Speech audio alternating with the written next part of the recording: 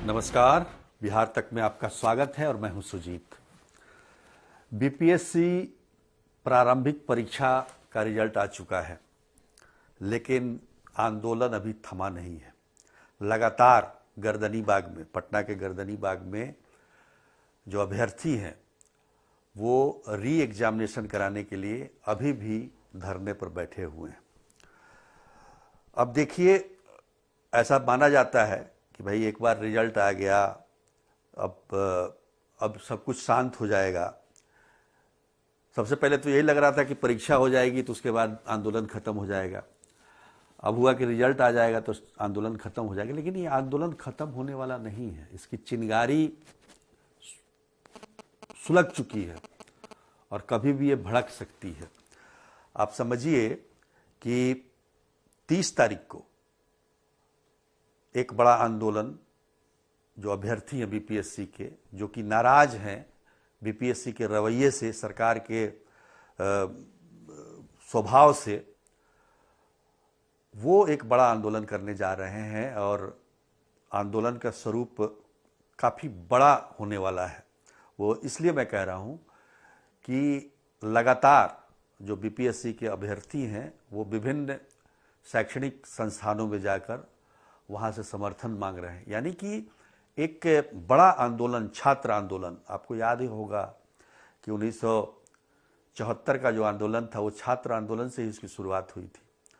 और किसी भी अन्याय के खिलाफ या जुल्म के खिलाफ जब कोई आंदोलन पैदा लेता है, उसका असर बहुत लंबे समय तक रहता है।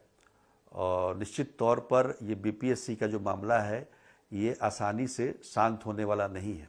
देखिए, 30 को बड़ा आंदोलन करने की तैयारी है छात्रों की। उसके लिए उन्होंने QR कोड बनाया है जिसमें घूम घूम के समर्थन मांग रहे हैं सबसे, और बड़ी संख्या में छात्रों को इकट्ठा करने की व्यवस्था की जा रही है। उसी तैयारी में सारे लगे हुए हैं। 30 तारीख को जो ये प्रदर्शन होगा, आंदोलन होगा, उसका असर चाहे जो हो, लेकिन 31 को पटना हाई कोर्ट में इस मामले को लेकर महत्वपूर्ण सुनवाई है। और जो मामला इसमें दायर किया गया है पटना हाई कोर्ट में, एक बार सुनवाई हो चुकी है। हालांकि कोर्ट ने रिजल्ट पर रोक लगाने से इनकार कर दिया था, इसलिए बीपीएससी ने प्रारंभिक परीक्षा का रिजल्ट घोषित कर दिया है और कहा है कि अब मेंस की तैयारी कीजिए। लेकिन अब देखिए कि जो पटना हाई कोर्ट में जो पिटीशन दायर किया गया है उसमें 14 पिटिशनर थे, जिसमें से 3 पिटिशनर ऐसे हैं, गौतम, हिमांशु और राजन, जो कि बीपीएससी के प्रारंभिक परीक्षा को पास कर चुके हैं। इसके बावजूद वो आंदोलन में लगे हुए हैं, क्योंकि उनको मालूम है कि प्रिलिमिनरी में या प्रारंभिक परीक्षा में तो पास हो गए, लेकिन मेंस में पास हो पाएंगे कि नहीं, इसमें उनको संदेह है, क्योंकि बीपीएससी ने उनके नाम को उजागर कर दिया है। कि देखिए, 3 ऐसे अभ्यर्थी हैं जिन्होंने परीक्षा दी और उसमें पास भी हुए हैं। अब तक बीपीएससी की तरफ से ये कहा जा रहा था कि जो भी आंदोलन में जो अभ्यर्थी बैठे हुए हैं वो उनका जो है, उनको कोई उम्मीद नहीं है, वो पढ़ने लिखने वाले लोग नहीं हैं और बेवजह हंगामा कर रहे हैं, परीक्षा को डिले कराना चाहते हैं, सेशन को लेट कराना चाहते हैं और उनको पढ़ाई लिखाई से बहुत ज़्यादा मतलब नहीं है। लेकिन उसी बीपीएससी के परीक्षा को 3 पिटिशनरों ने पास किया है। तो निश्चित तौर पर ये धारणा तो एक तरह से गलत है कि जो भी आंदोलन कर रहे हैं उन्होंने मतलब अच्छे से तैयारी नहीं की थी और इसी को आधार बनाकर वो बीपीएससी की परीक्षा का मतलब उसको री एग्जामिनेशन कराना चाहते हैं। तो कहने का मतलब ये है कि 31 तारीख को पटना हाई कोर्ट क्या दिशा निर्देश देता है, इस पर काफ़ी कुछ निर्भर करता है इसमें। और री एग्जामिनेशन करने की बात है, बीपीएससी की परीक्षा दोबारा ली जाए, लगातार मांग हो रही है।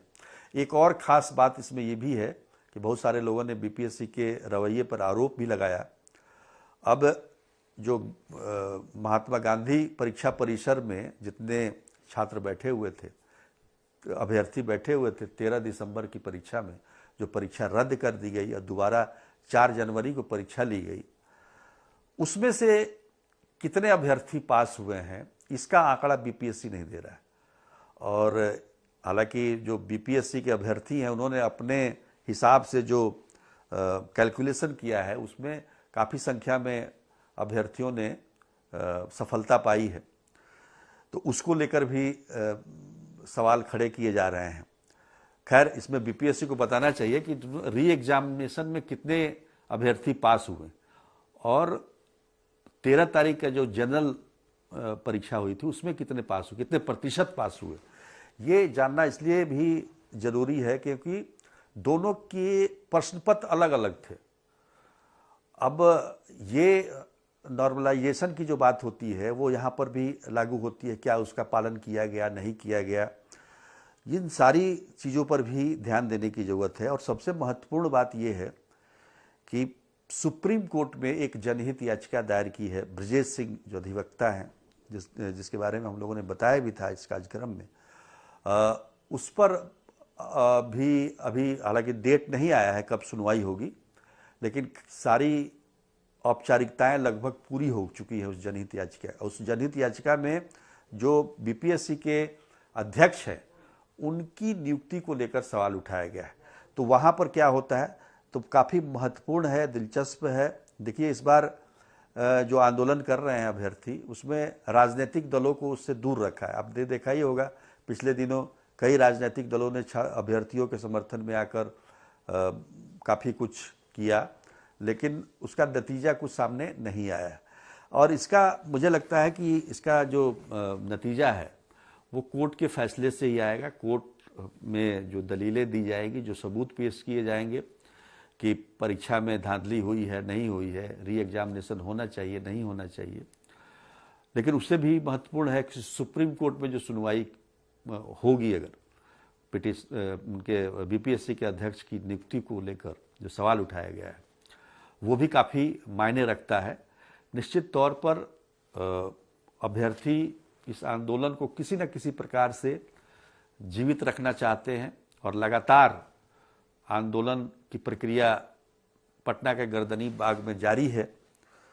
30 को आंदोलन की तैयारी है। अब 31 को हाईकोर्ट का क्या फैसला आता है और सुप्रीम कोर्ट में जो जनहित याचिका है उस पर क्या निर्देश होता है सुप्रीम कोर्ट का, ये देखना काफ़ी दिलचस्प है। तो आज के लिए इतना ही, तब तक के लिए नमस्कार।